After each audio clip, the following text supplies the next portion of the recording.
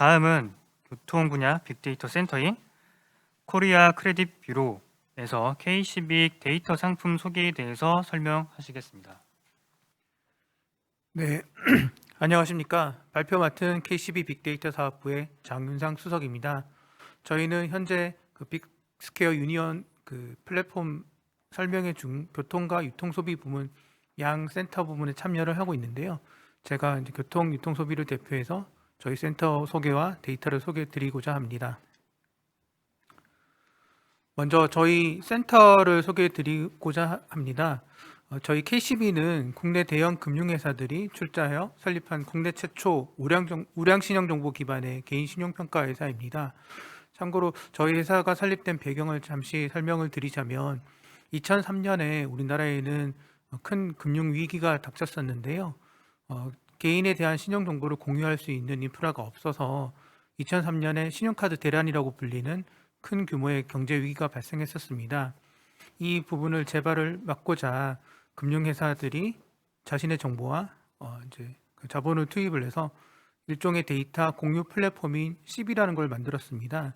CB라고 되어 있는 부분은 파편화되어 있는 데이터 정보를 중개를 통해서 다시 공급자와 또 데이터 수요자에게 연결시켜주는 일종의 플랫폼이라고 볼 수 있는데요. 예를 들어서 KB금융 같은 경우에는 KB금융 고객에 대한 정보만 있고 신한은행 같은 경우는 신한은행 고객 정보만 보유하고 있었는데 이것들이 금융회사 간에 서로 정보를 공유하게 되면 네트워크가 너무 복잡해지고 어려워지는 부분이 있기 때문에 중간에 데이터를 중개할 수 있는 일종의 CB라는 플랫폼을 만들어서 각 금융회사 또 기타 공공회사, 공공기관 또는 통신이라든가 유통 쪽에서 정보를 공유하고자 하는 기관들이 CB라는 곳에 데이터를 공개를 하고요. 여기서 이제 차주나 어떤 특정 목적 단위로 데이터를 다시 융합을 하면 다시 금융회사들에게는 리스크 관리 목적으로 반대로 개인들에게는 신용 컨설팅 쪽의 정보를 제공할 수 있는 어떤 일종의 서비스를 만들게 됩니다. 이것들이 CB가 하는 본질적인 서비스였고요. 2015년 이후에 이렇게 쌓여졌던 방대한 데이터를 빅데이터 부분에서 활용하고자 저희는 이제 3,800만 명의 내국인 정보와 600만 명의 외국인 정보를 활용해서 개인정보 위반을 하지 않는 통계성 데이터로 만들어서 가공하여 제공하는 비즈니스를 하게 되었습니다.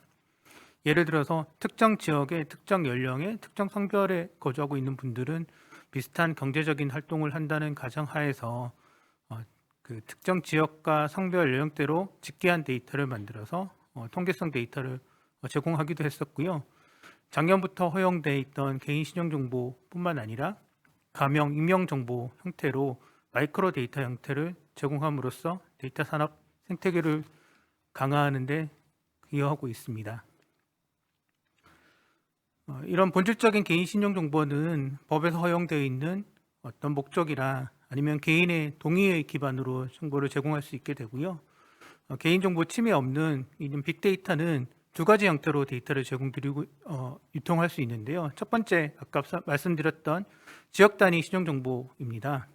이것들은 현재 저희가 정부에서 주도하고 있는 빅데이터 플랫폼 센터 사업뿐만 아니라 데이터 바우처 사업을 통해서 외부에 공개를 하고 있는데요.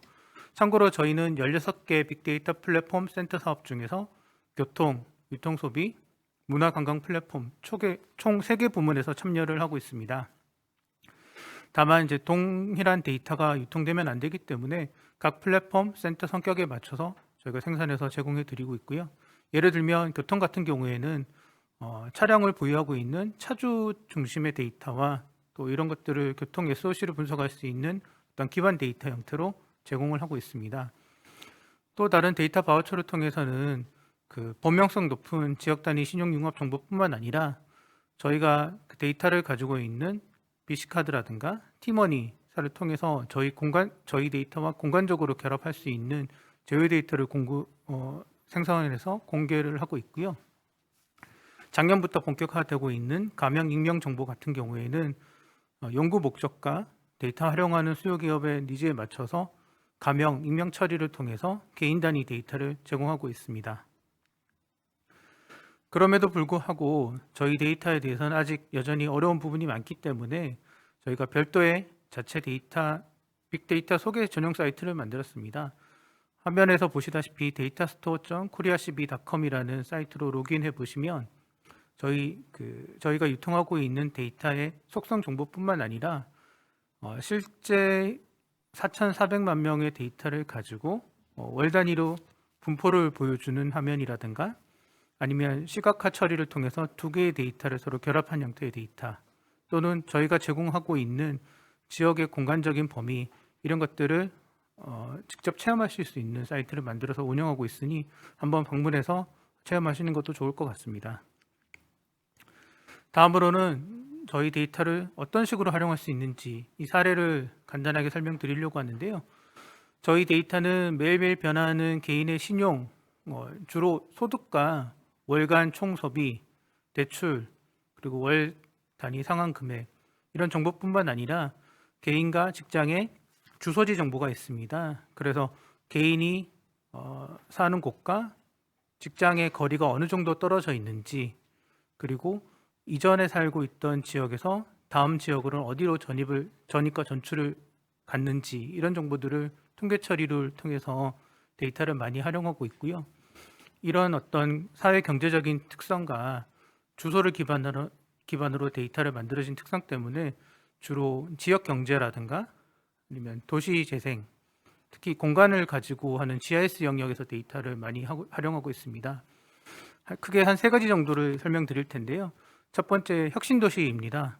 혁신도시라는 것들이 각 지자체마다 지역마다 그 2012년 이후부터 설립이 돼서 운영이 되고 있는데 과연 여기에 거주하고 있는 사람들이 얼마나 늘고 있고 또 인근에 있는 그 거주지에 있는 사람들이 혁신도시에 있는 공공기관으로 얼마나 출퇴근하는지 시기열별로 모니터링할 수 있는 부분에서 장점이 있기 때문에 주로 국책연구기관이라든가 도시 분야의 연구를 하는 학교 또 기관에서 저희 데이터를 많이 이용하고 있고요.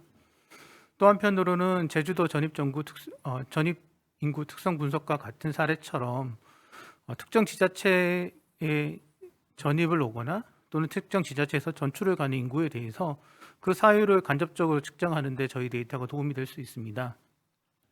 주민등록 행정정보를 보면 전입 전출에 대한 어떤 정확한 통계치는 추출할 수 있지만 과연 이들이 전입을 또는 전출을 통해서 소득이 증가된 상태로 이사를 했는지 아니면 부채가 줄어든 상태에서 많이 왔는지 아니면 특정 시점에 어떤 경제적인 상태로 이사를 하게 되었는지 이런 것들을 간접적으로 체험할 수 있다는 장점 때문에 많은 지자체들에서 저희 데이터를 전입 전출, 인구 동태 분석에 많이 활용하고 있습니다.